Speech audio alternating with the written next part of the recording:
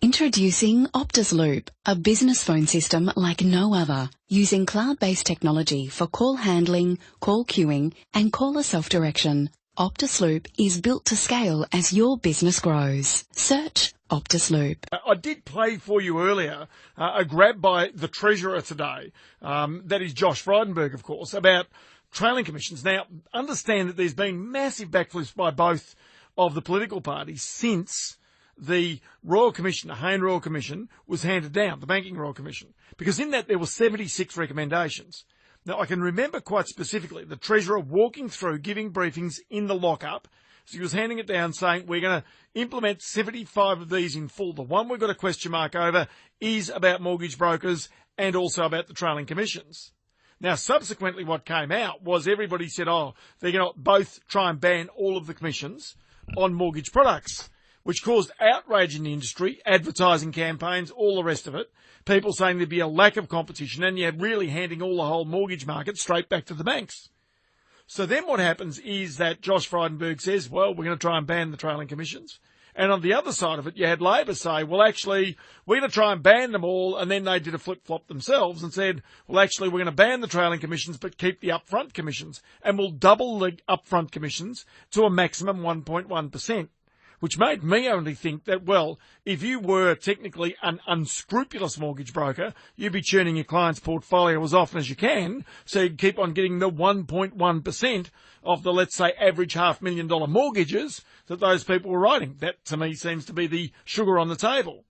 Well, today, the government itself and Josh Frydenberg again did their own backflip of this. So here is Josh Frydenberg. We are concerned about the impact on competition in the mortgage lending market. Small lenders and mortgage brokers are an absolutely critical part of competition in that market. Okay, so that is the Treasurer today, Josh Frydenberg.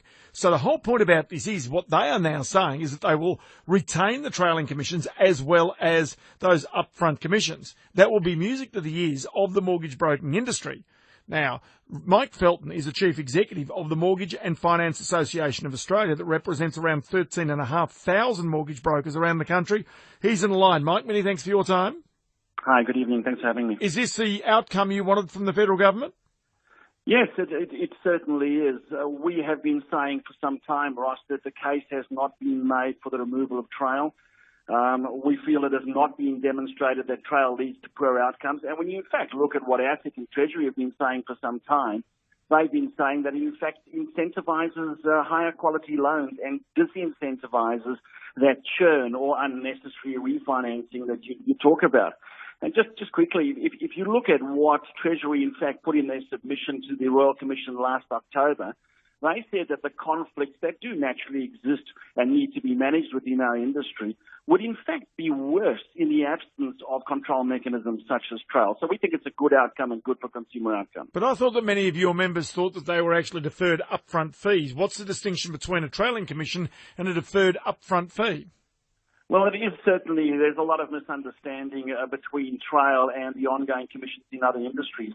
Of course, in our industry, it's paid by the by the lender.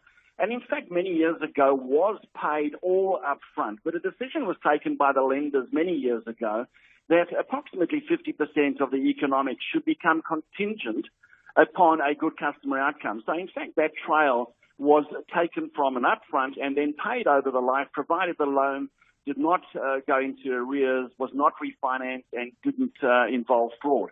So in essence, making it a control mechanism that aligns the interests of the broker to the customer. Okay, but the other thing also about that, Mike, is in other industries, financial planning being the classic, when there were trailing commissions there, which have now been completely banned, it was about providing a fee for some form of remuneration. In other words, the trail was supposed to be there, and I know certainly in many financial planners' case, they failed to do this. They simply collected the money but provided no service. It was supposed to be there so that somebody is at least looking over your mortgage, making certain that it is the best for you and your circumstances, and also that it's competitive. Is that really the reason why the trail's there? Well, no, we would say it's part of the original economics and, in fact, used to be paid up front, as I said. But at the end of the day, a broker has 70% of their business coming from referrals and existing customers. If they don't look after the customer and service them on an annual basis, they'll be out of business pretty quickly and lose those customers to other brokers and lenders. So that broker model is that relationship model is the only way a broker survives. So that's a big incentive to ensure that they are servicing customers. Okay, so under these two quite different models now, Labor, which is suggesting there should be an upfront fee of some 1.1%, the Coalition now saying that there should be a mix of an upfront fee and a trailing commission. Which of these is best from the broker's point of view? We would still say that trail has a very important place in our industry, and we would encourage all sides of politics to look at the previous submissions of both ASIC and Treasury, and to look at the outcomes that trail is producing. The data on our industry, Ross, is exceptional. High satisfaction, low complaints, and really the case has not been made for removal of it. So we would encourage all sides of politics to seriously consider continuing with trail and then reviewing it in 3 years' time as it's been suggested. We are a systemically important industry. We know that. So we're not going to hide away from scrutiny, but we don't believe that the case has been made, and neither has it been proved that it's producing poor outcomes. In fact, quite the contrary. So does it mean that if I am a customer who does not use a mortgage broker, that I should and have justification for going to my bank if I'm seeking to refinance it and saying, listen, whatever rate you have got, and I presume you're going to be competitive, I want you to give me a cheque for $5,500 because I'm not using a mortgage broker, because if I used a mortgage broker rather than actually coming to you directly, you would have paid $5,500 out on $1 million mortgage, which is 0.55%. You would have paid that out to the mortgage broker. So why don't you give some of that back to me? Well, I think the economics between the various channels have been proved to stand on their own 2 feet in terms of the outcome. The customer's not being penalised in any way in terms of the interest rate. And when a customer goes into a branch, they really do have the choice of one series of products rather than the average 34 products that Deloitte Access Economics said that a broker has. So, but you get my point, don't you? And that is that if I say, for example, if a big bank, say, for example, is paying 0.55%, which is pretty typical, which on $1 million mortgage is $5,500. Now, if I go to a broker and I get that deal, the broker gets $5,500. But if I go straight to the bank branch and actually buy from the bank branch, they certainly don't offer me $5,500 for the business, do they?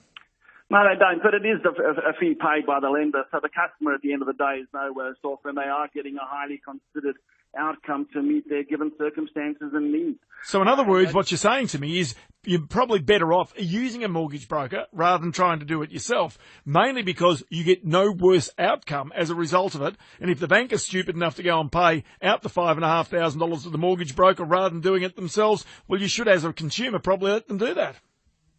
Well, in terms of what a customer gets through a broker has an average 13.8 years industry experience, and as I said, an average 34 lenders to help navigate the customer through what is a very complex process.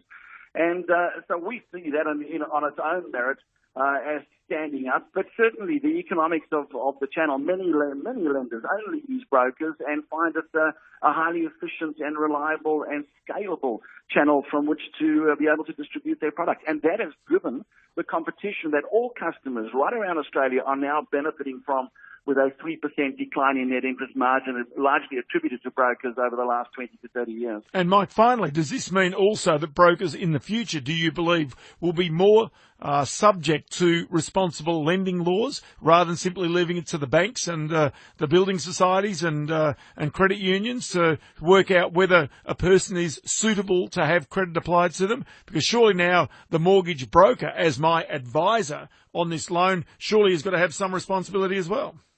Ross, brokers have always been under responsible lending legislation, so they've had to meet that legislation for many years now.